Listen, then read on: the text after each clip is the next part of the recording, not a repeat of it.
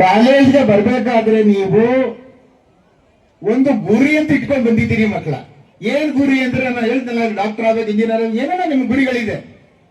ಆ ಗುರಿ ಸಾಧನೆ ಮಾಡ್ಲಿಕ್ಕೆ ನಾನು ಒಂದು ಸಣ್ಣ ಒಂದಷ್ಟು ಅಂಶ ಹೇಳ್ತೀನಿ, ತಿಳ್ಕೊಳ್ಳಿ ಸರ್.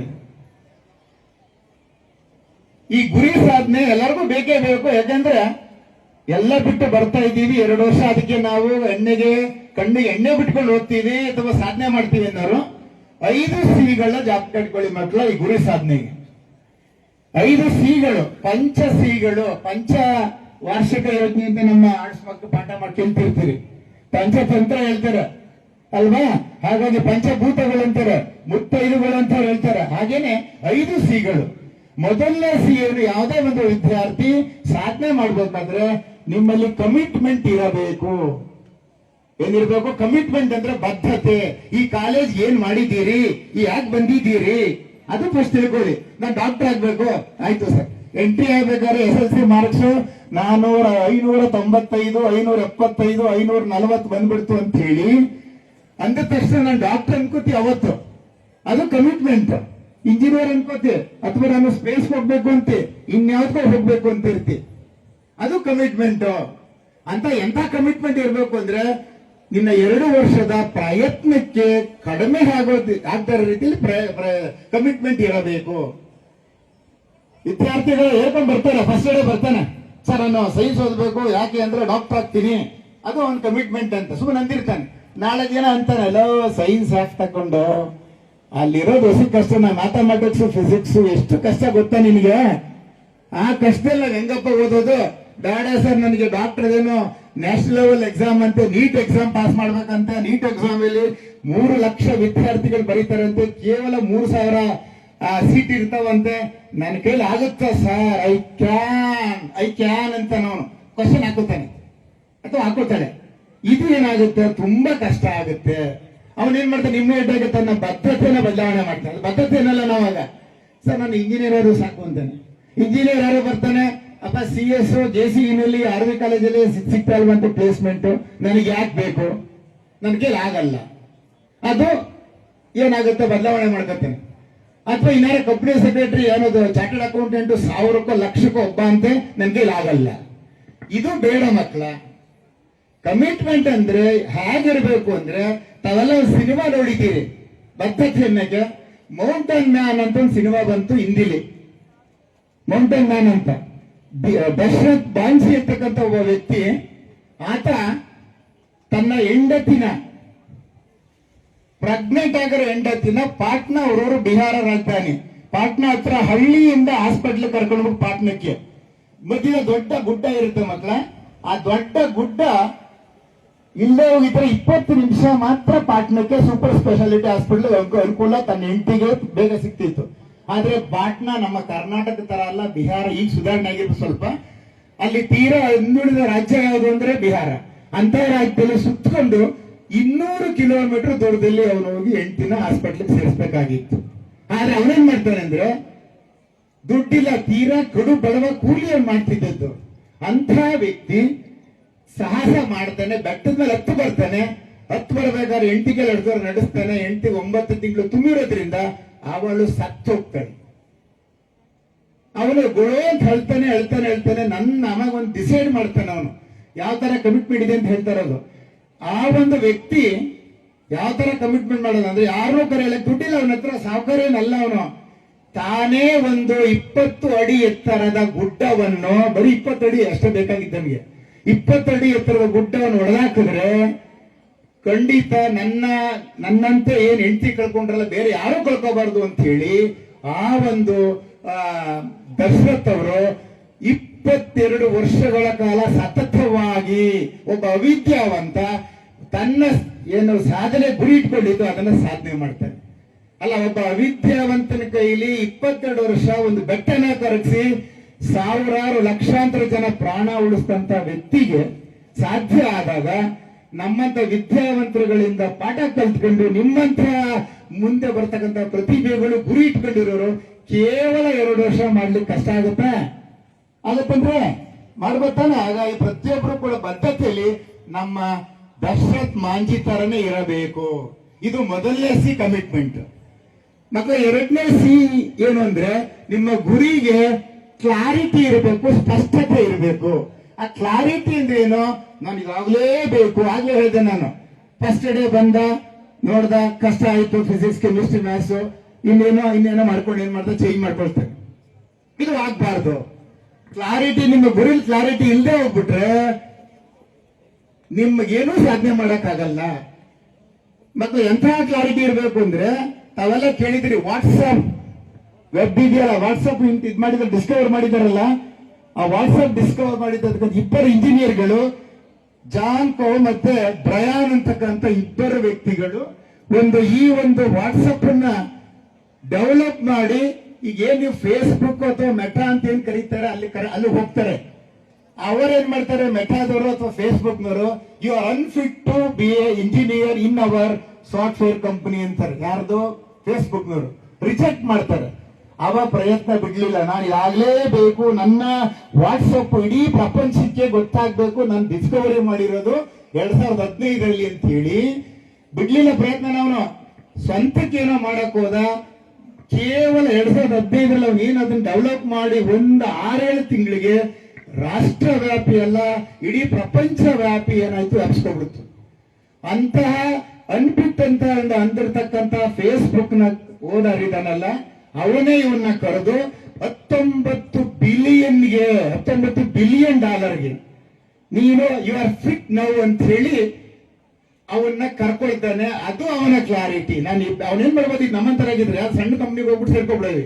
ಅವನ ಸಣ್ಣ ಕಂಪ್ನಿ ಸೇರ್ಕೊಂಡೇ ಇಲ್ಲ, ನನ್ನ ಕ್ಲಾರಿಟಿ ಇದೆ, ನನ್ಗೆ ಗೊತ್ತು ಇದು ಬಂದೇ ಬರುತ್ತೆ, ನನಗೆ ಹಿಂಗ್ ಹಾಕ್ತೀನಿ ಅಂತ ಹೇಳಿ ಆತ ಏನ್ ಮಾಡ್ದ ಅಂದ್ರೆ, ಛಲ ಬಿಡದ ತ್ರಿವಿಕ್ರಮ್ ಅಂತಾರ ನೀವು ಹೇಳ್ತೀರಿ, ಆ ತರ ಅವನೇನ್ ಮಾಡ್ದ ಅಂದ್ರೆ ಪ್ರಯತ್ನ ಬಿಡದೆ ಸಾಧನೆ ಮಾಡ್ದ. ಕೇವಲ 6 ತಿಂಗಳಲ್ಲಿ ಸಕ್ಸಸ್ ಆದ. ಅಂತ ನಮ್ಮ ಬ್ರಯಾನ್ ಮತ್ತೆ ಜಾನ್ ಕ್ರೌನ್ ತರ ನೀವುಗಳು ಕ್ಲಾರಿಟಿ ಇಟ್ಕೋಬೇಕು ನಿಮ್ ಗುರಿನಲ್ಲಿ.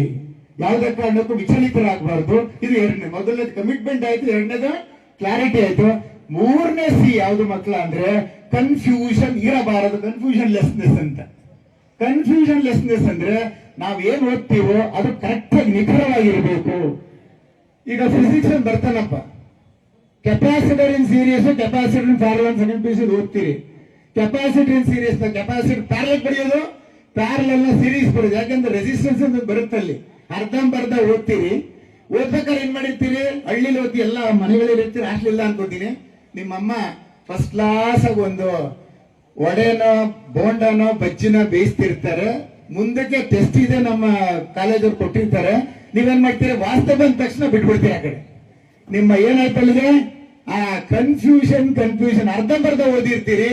ಒಡೆದು ಜ್ಞಾಪಕ ಇರುತ್ತೆ, ಬೋಂಡ ಜ್ಞಾಪಕ ಇರುತ್ತೆ, ಆದ್ರೆ ನಿಮಗೆ ಆ ಒಂದು ಈಕ್ವೇಶನ್ ಜ್ಞಾಪಕ ಇರಲ್ಲ. ಇಂಟಿಗ್ರೇಷನ್ ಹೋಗಿ ಡಿಫ್ರೆನ್ಸಿಯೇಷನ್ ಮಾಡ್ತೀರಿ. ಕೆಮಿಸ್ಟ್ರಿಲಿ ಯಾವ್ದೋ ಅಸಿಡಿಕ್ ರಾಡಿಕಲ್ಗೆ ಬೇಸಿಕ್ ರಾಡಿಕಲ್ ಹಾಕ್ತೀರಿ. ಬಯಾಲಜಿ ಇನ್ನೇನೋ ಮಾಡ್ತೀರಿ. ಈಗ ಇದರಲ್ಲಿ ಕ್ರೆಡಿಟ್ ಡೆಬಿಟ್ ಕ್ರೆಡಿಟ್ ಅಲ್ಲಿ ಇಂಟರ್ಚೇಂಜ್ ಮಾಡಾಕ್ತೀರಿ. ಅಲ್ಲಿಗೆ ಏನಾಯ್ತು, ನಿಮಗೆ ಕನ್ಫ್ಯೂಷನ್ ಆಗುತ್ತೆ. ಈ ಕನ್ಫ್ಯೂಷನ್ ನಿಮ್ಮ ಜೀವನದಲ್ಲಿ ಬರಬಾರ್ದು. ಯಾವ್ದು ಆರ್ಟ್ಸ್ ಆಗ್ಲಿ, ಸೈನ್ಸ್ ಆಗ್ಲಿ, ಕಾಮರ್ಸ್ ಆಗ್ಲಿ, ಆ ವಿದ್ಯಾರ್ಥಿಗಳಿಗೆ ಪರ್ಫೆಕ್ಟ್ನೆಸ್ ಇರಬೇಕು ನಿಮ್ಮ ಗುರಿನಲ್ಲಿ. ಹಾಗಾಗಿ ಇದನ್ನ ಕನ್ಫ್ಯೂಷನ್ ಇರಬಾರದು ಅಂತ ಹೇಳಿ ಇದು 3ನೇ ಸಿ ಮಕ್ಕಳು. ಇನ್ನ 4ನೇ ಸಿ ಇದೆಯಲ್ಲ, this is very important for first, second, third. ಮೊದಲನೇದು ಕಮಿಟ್ಮೆಂಟ್, ಎರಡನೇದು ಏನ್ ಹೇಳಿದೆ ಕ್ಲಾರಿಟಿ ಇನ್ ಅವರ್ ಏಮ್, 3ನೇದು ಕನ್ಫ್ಯೂಷನ್ ಇರಬಾರ್ದು, 4ನೇದು ಕಾನ್ಸಂಟ್ರೇಷನ್. ಅಲ್ಲ ಮಕ್ಕಳ, ನಾವು SLC ದಾಟ್ಕೊಂಡು ಬಂದಿದ್ದೀವಿ, first P U second P U ಇದ್ದೀವಿ. ಇಲ್ಲಿ ನಮಗೆ ಕಾನ್ಸಂಟ್ರೇಷನ್ ಅಂದ್ರೆ ಏಕಾಗ್ರತೆ ಕನ್ನಡದಲ್ಲಿ ಹೇಳ್ತಾರೆ. ಯಾವ ತರ ಏಕಾಗ್ರತೆ ಇರಬೇಕು? ಈಗ ಅಲ್ಲ ಗುರಿ ಇಟ್ಕೊಂಡಿದ್ದೀರಿ ಏನಂತ, ನಾನು ಡಾಕ್ಟರ್ ಆಗ್ತೀನಿ ಅಂತ, ನಾನು ಕಂಪನಿ ಸೆಕ್ರೆಟರಿ ಆಗ್ತೀನಿ ಅಂತ ಇಟ್ಕೊಂಡಿದ್ದೀರಿ, IAS ಮಾಡ್ತೀನಿ ಅಂತ ಇಟ್ಕೊಂಡಿದ್ದೀರಿ. ಯಾವುದೋ ಕಷ್ಟ ಅಲ್ಲ ಮಕ್ಕಳೆಲ್ಲ ಸಾಧನೆ ಮಾಡಿದ್ರು. ನಮ್ಮ ಹುಡುಗರಿದ್ದಾರೆ. ನನ್ನ 35 ವರ್ಷ ಸೇವಾ ಜೀವನದಲ್ಲಿ ಇಂಡಿಯನ್ ಫಾರಿನ್ ಸರ್ವಿಸ್ ಮಾಡಿರೋ ವಿದ್ಯಾರ್ಥಿ ಕೂಡ ಇದ್ದಾನೆ. ಡಾಕ್ಟರ್ ಅಲ್ಲ, IAS ಅಲ್ಲ, ಇಂಡಿಯನ್ ಫಾರಿನ್ ಸರ್ವಿಸ್ ಮಾಡೋ ವಿದ್ಯಾರ್ಥಿ ಕೂಡ ನಿಮ್ ತರ ಕೆಳಗಡೆ ಕೂತ್ಕೊಂಡು ಪಾಠ ಕೇಳಿದಂತ ವಿದ್ಯಾರ್ಥಿ ಅವನು. ಹಾಗಾಗಿ ಮಕ್ಕಳ, ನೀವು ಏನೋ ಕಾನ್ಸಂಟ್ರೇಷನ್ ಅನ್ನೋದು ಹೆಂಗಿರ್ಬೇಕು ಅಂದ್ರೆ, ನೀವು ಓದ್ತಾ ಇದ್ರೆ ಯಾವುದೇ ಕಾರಣಕ್ಕೂ ನಿಮ್ಗೆ ಏನು ಗೊತ್ತಾಗಬಾರ್ದು. ರೂಮ್ ಬಾಗ್ಲಾಕೊಳ್ತೀರಿ. ಈಗ ವಿಜ್ಞಾನ ವಾಣಿಜ್ಯ ಯಾವುದೇ ವಿಭಾಗದ ವಿದ್ಯಾರ್ಥಿ ಆದ್ರೆ ಫಸ್ಟ್ ಕ್ಲಾಸ್ ಬೇರೆ ರೂಮ್ ಕೊಡ್ತಾರೆ. ಆ ರೂಮಲ್ಲಿ ನೀವು ಏನ್ ಮಾಡ್ತೀರೋ ಗೊತ್ತಿಲ್ಲ, ಒಂದು ಫೋನ್ ಪಕ್ಕದಲ್ಲಿ ಇಟ್ಕೊಳ್ಳೋದು. ಫೋನ್ ಪಕ್ಕದಲ್ಲಿ ಇಟ್ಕೊಂಡ್ರೆ 2 ನಿಮಿಷ ಓದ್ತೀರಿ, 4 ನಿಮಿಷ ನೋಡ್ತೀರಿ. ಹೌದಲ್ವ? ಹಂಗೆ ಮಾಡೋದು ನೀವು. ಅದು ಕಾನ್ಸಂಟ್ರೇಷನ್. ನಿಮ್ಮ ಕಾನ್ಸಂಟ್ರೇಷನ್ ಹೆಂಗಿರ್ಬೇಕು ಅಂದ್ರೆ ಒಂದು ಪ್ರಾಣಿಗಳ ತರ ಇರಬೇಕು. ಒಂದು ಬೆಕ್ಕು ಅಥವಾ ಒಂದು ನಾಯಿ ನೋಡ್ರಿ ಮಕ್ಕಳ, ಒಂದು ಬೆಕ್ಕು ಅಥವಾ ಒಂದು ಹಾವು ನೋಡ್ರಿ. ಬೆಕ್ಕಿದೆಯಲ್ಲ, ಬೆಕ್ಕು ಏನ್ ತಿನ್ನತ್ತೆ? ಇಲಿ ತಿನ್ನೋದು ಗೊತ್ತಾನೆ. ಬೆಕ್ಕಿಗೆ ಬೇರೆ ಏನು ಗೊತ್ತಿಲ್ಲ, ಅದ್ರ ಕಣ್ಣು ನೋಡ್ತಾ ಇರೋದು ಏನಂತ ಹೇಳಿ, ನನಗೆ ಇವತ್ತು ಇಲಿ ಸಿಗುತ್ತೆ, ಹೆಂಗ ಕಾಯುತ್ತೆ ಬರೋದ ಅಂದ್ರೆ ಅದು ಒಂದು ಸಾರಿ ಅದು ಕಣ್ಣಿಗೆ ಬಿತ್ತು ಅಂದ್ರೆ ಯಾವುದೇ ಕಾರಣಕ್ಕೂ ತಪ್ಪಿಸ್ಕೊಳಕ್ ಬಿಡಲ್ಲ. That is called concentration of cat. ಅದೇ ತರ ನಾಯಿನೂ ಕೂಡ ಅಷ್ಟೇ. ಯಾವ್ದಾರ ತನಗೆ ಏನಾದ್ರು ಬೇಕು ಅಂದ್ರೆ ನಾಯಿ ಯಾವುದೇ ಕಾರಣಕ್ಕೂ ಯಾವ ಸ್ಪೀಡಲ್ಲಿ ಹೋಗ್ಬೇಕು ಅದನ್ನ ಹಿಡಿಬೇಕಾದ್ರೆ ಅಂತ ಅನ್ಕೊಳ್ಳುತ್ತೆ. ಅದಕ್ಕಿಂತ ಹೆಚ್ಚು ಯಾಕೆ ಮಕ್ಕಳ, ಒಂದು ಕಪ್ಪೆ ನೋಡಿರ್ತೀರಿ, ಕಪ್ಪೆಗೆ ಕೀಟಗಳು ಅದಕ್ಕೆ ಇದತ್ತಾನೆ ಆಹಾರ. ಅದೇನ್ ಮಾಡುತ್ತೆ ಅಂದ್ರೆ ಸುಮ್ಮನೆ ಕಾಯ್ತಾ ಇರುತ್ತೆ. ಅದ್ರ ನಾಲಿಗೆ ಒಳಗಡೆ ಗೊತ್ತಿರಲ್ಲ. ಚಿಟ್ಟೆ ಬಂತು ಅಂದ್ರೆ 1-2 ಅಡಿ ದೂರಕ್ಕೆ ಹೋಗಿ ನಾಲಿಗೆ ಎಳ್ಕೊಂಡು ಎಬ್ಬಳುತ್ತೆ. That is called concentration. ಈಗ ನಮ್ಮಲ್ಲಿ ವಿದ್ಯಾರ್ಥಿಗಳಿಗೆ ಫಿಸಿಕ್ಸ್ ಅಲ್ಲಿ derive an equation for electric field along dipole along the axis ಅಂತ ಕೇಳಿದ್ರೆ ಅರ್ಧಂಬರ್ಧ ಓದ್ತೀರಿ, ಏನೋ ಬರ್ದು ಬಿಡ್ತೀರಿ. 10 ಸಾರಿ ಓದಿದ್ರು ಅರ್ಥ ಆಗಲ್ಲ ಮಕ್ಕಳು, ಹೌದಲ್ವಾ?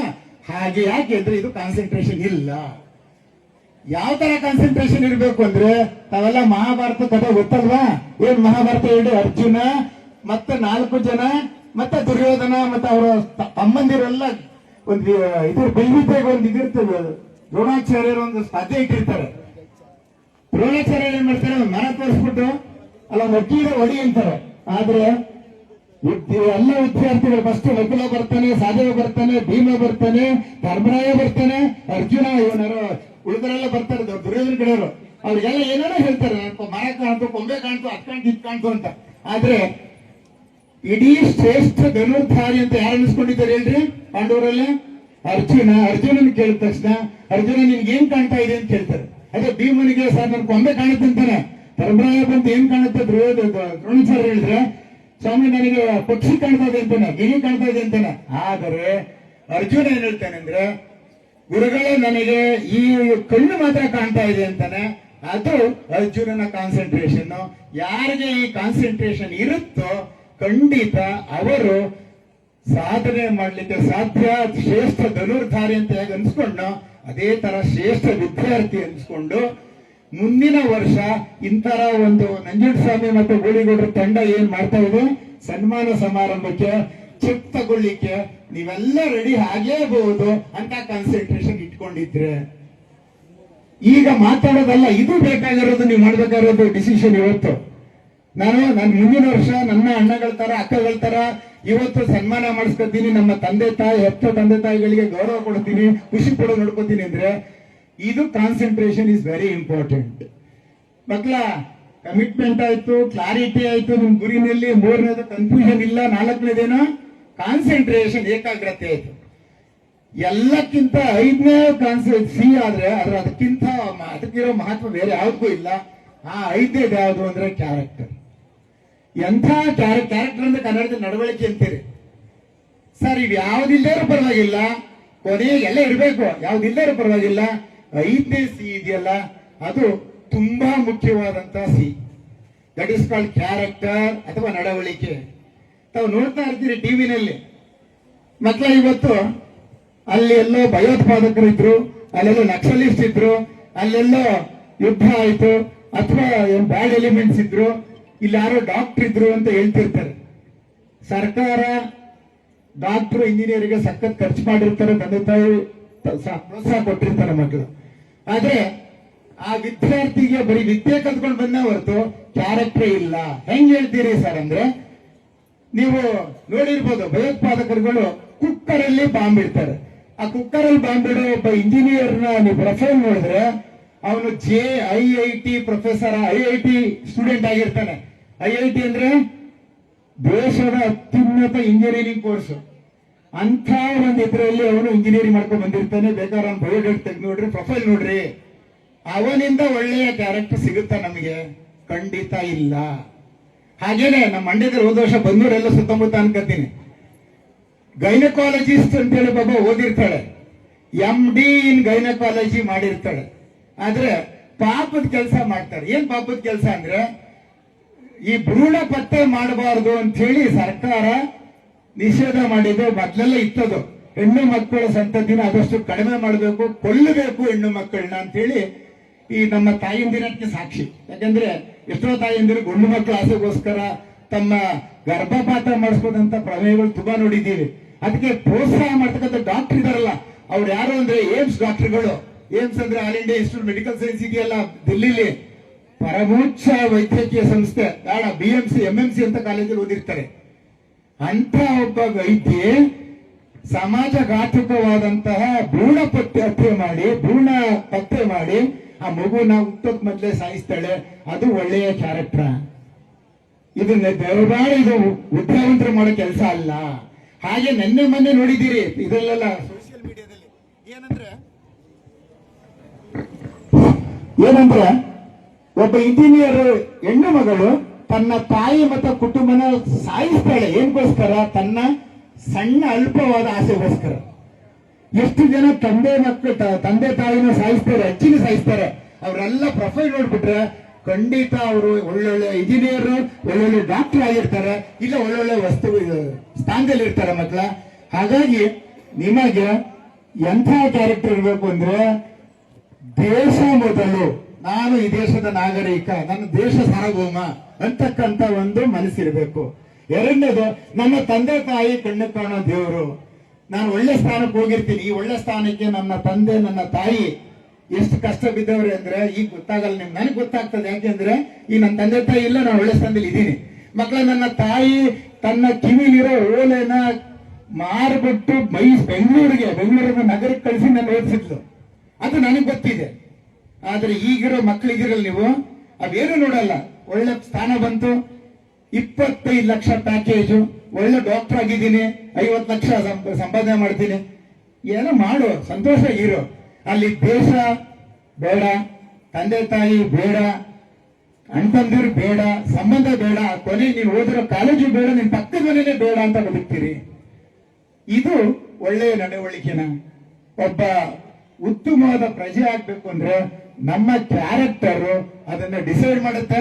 ವಿದ್ಯಾರ್ಥಿಗಳು ಮಗುವಾಗಿದ್ದಾಗ ಒಳ್ಳೆ ಕ್ಯಾರೆಕ್ಟರು, ಓದ್ಬೇಕಾದ್ರೆ ಒಳ್ಳೆ ಕ್ಯಾರೆಕ್ಟರು, ಓದಿದ್ಮೇಲೆ ಜಾಬ್ ತಗೊಂಡ್ಮೇಲೆ ಒಳ್ಳೆ ಕ್ಯಾರೆಕ್ಟರು, ಜೊತೆಗೆ ಸಾಯೋವರೆಗೂ ನಮ್ಗೆ ಇಂಥ ಕ್ಯಾರೆಕ್ಟರ್ ಇಟ್ಕೊಂಡು ನೀವೇನಾದ್ರೂ ರೂಪಿಸ್ಕೊಂಡ್ರೆ ಖಂಡಿತ ನೀವು ಬದುಕಕ್ಕೂ ಸಾರ್ಥಕ ಆಗುತ್ತೆ.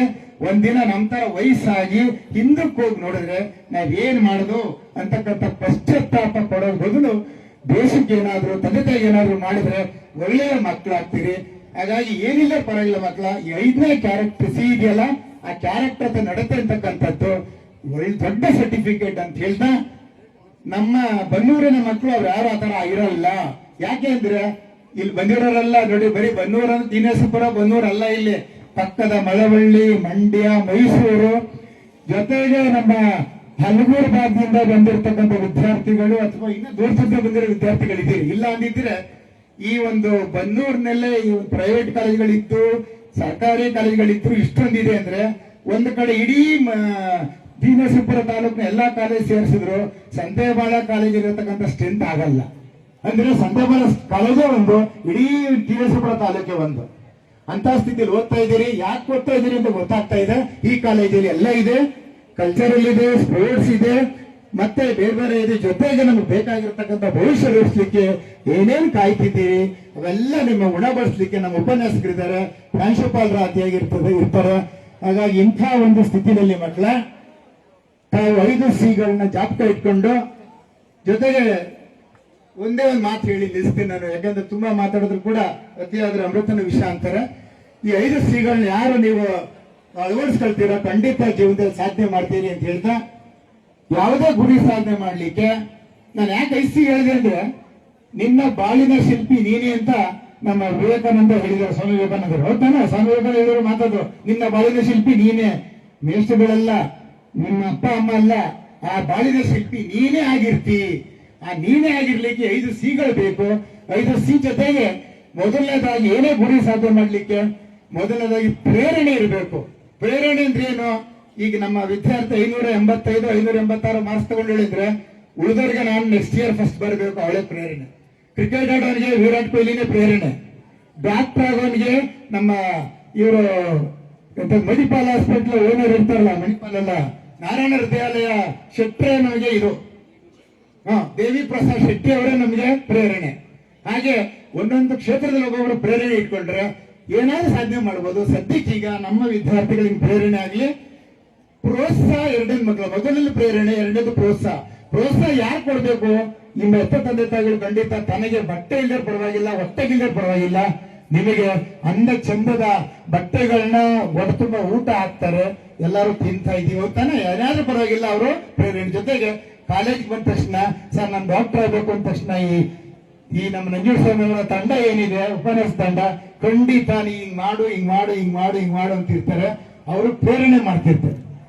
ಈ ಪ್ರೇರಣೆ ಪ್ರೋತ್ಸಾಹ ಆದ ಮೇಲೆ ಲಾಸ್ಟ್ ಅಲ್ಲಿ ಇರೋದು ನಿಮ್ಮದು, ದಟ್ ಇಸ್ ಕಾಲ್ಡ್ ಪರಿಶ್ರಮ. ಆ ಪರಿಶ್ರಮ ಅಂದ್ರೆ ಎಫರ್ಟ್, ಆ ಎಫರ್ಟ್ ನೀವೇ ಹಾಕ್ಬೇಕು ಮಕ್ಕಳ.